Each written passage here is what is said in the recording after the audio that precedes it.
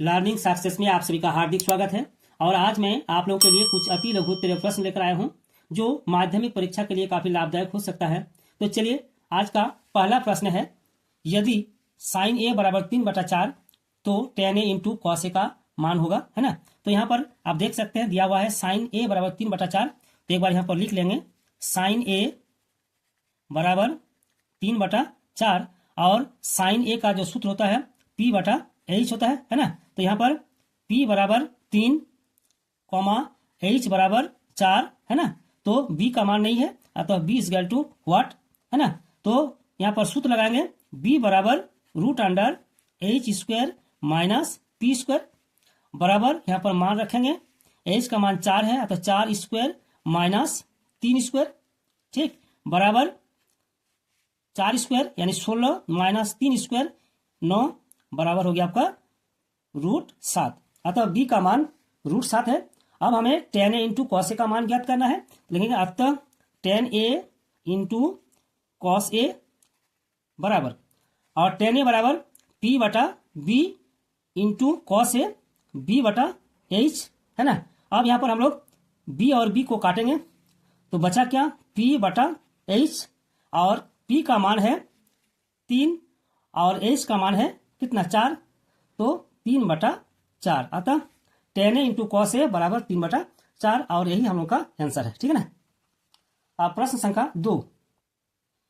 प्रश्न संख्या 2, sign 18 degree बटा कॉस 72 डिग्री का मान होगा। तो यहाँ पर आप देख सकते हैं साइन 18 डिग्री है और नीचे है कॉस 72 डिग्री।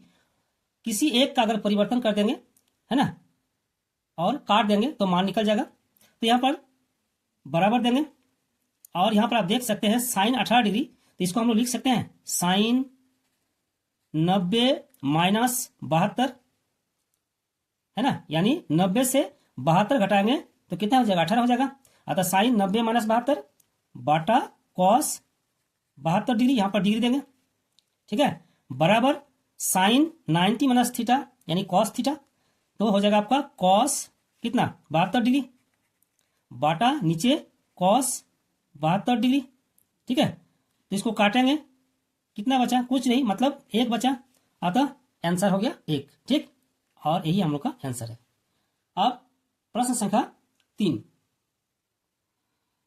प्रश्न संख्या 3, यदि साइन 3a बराबर कॉस a माइनस 26 डिग्री है तो a का मान ज्ञात कीजिए। तो यहाँ पर आप देख सकते हैं दिया हुआ है साइन 3a बराबर कॉस a माइनस 26 डिग्री, तो हमें a का मान ज्ञात करना है। तो एक बार यहाँ लिख लेंगे साइन 3a बराबर कॉस a माइनस 26 डिग्री।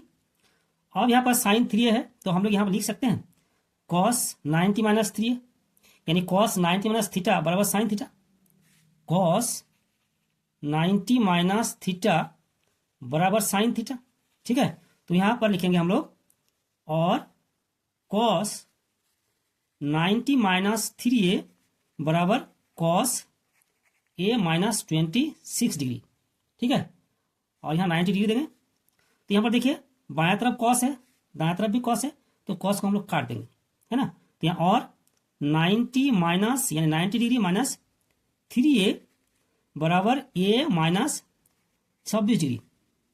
अब हम लोग a को बाएं तरफ कर लेंगे और संख्या को दाएं तरफ कर लेंगे, फिर और देंगे माइनस 3a, फिर माइनस a बराबर 26 माइनस, और यहाँ पर 90 प्लस है, इधर जाएगा माइनस 90 डिग्री हो जाएगा, है ना। तो फिर और देंगे माइनस कितना 4a बराबर, यहाँ पर जोड़ेंगे, दोनों माइनस है, तो माइनस 116 डिग्री, ठीक है। और a बराबर कितना हो जाएगा, माइनस 116 बटा माइनस 4, माइनस 116 बटा माइनस 4, ठीक है। माइनस माइनस काटेंगे और 4 से काटेंगे 116 को, तो हो जाएगा आपका 29, है ना।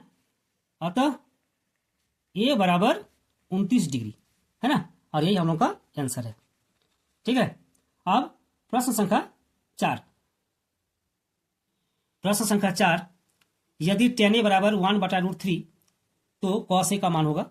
तो यहाँ पर दिया हुआ है tan a बराबर 1/√3, है ना। तो यहाँ लिखेंगे tan a बराबर 1/√3 और tan a का जो सूत्र होता है P/B, है ना। तो यहाँ देखिए P बराबर 1, तो P बराबर 1, B बराबर √3, B बराबर √3 और H का मान दिया हुआ नहीं है, तो H बराबर व्हाट, ठीक है।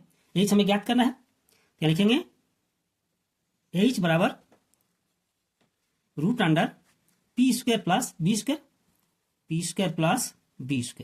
अब मान रखेंगे, P का मान 1 यानी 1² और प्लस B का मान √3, अतः √3 उसका होल स्क्वायर, ठीक है, बराबर 1² यानी 1 और प्लस √3 होल स्क्वायर यानी 3, तो बराबर कितना हो गया √4 और 4 का वर्गमूल 2 होता है, ठीक है।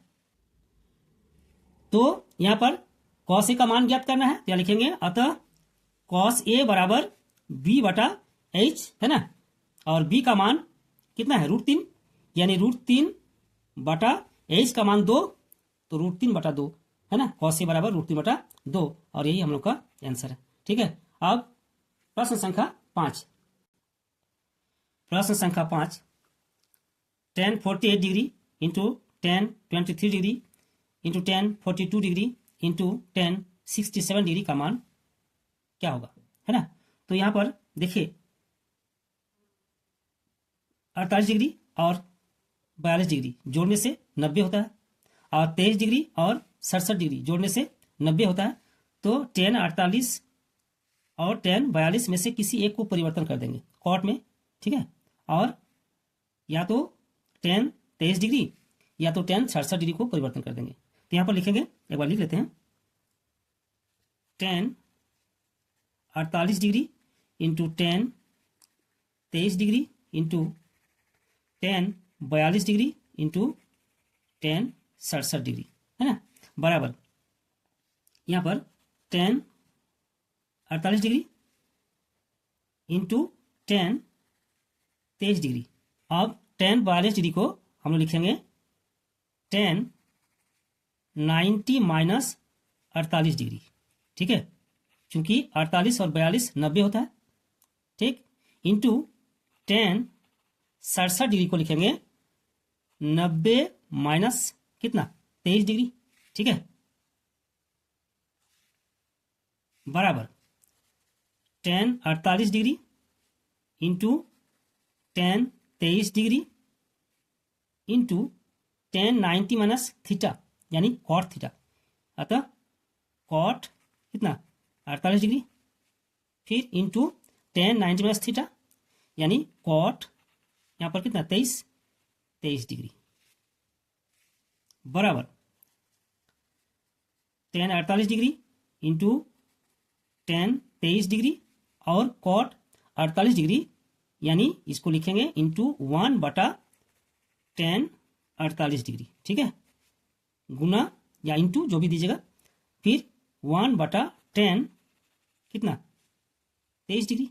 अब यहाँ tan 48 और नीचे tan 48 और यहाँ पर tan 23 डिग्री और यहाँ पर नीचे है tan 23 डिग्री, है ना, बचा क्या 1 गुना 1 यानी 1 बचा, अतः आंसर हम लोग का 1 है, और ठीक है। अब प्रश्न संख्या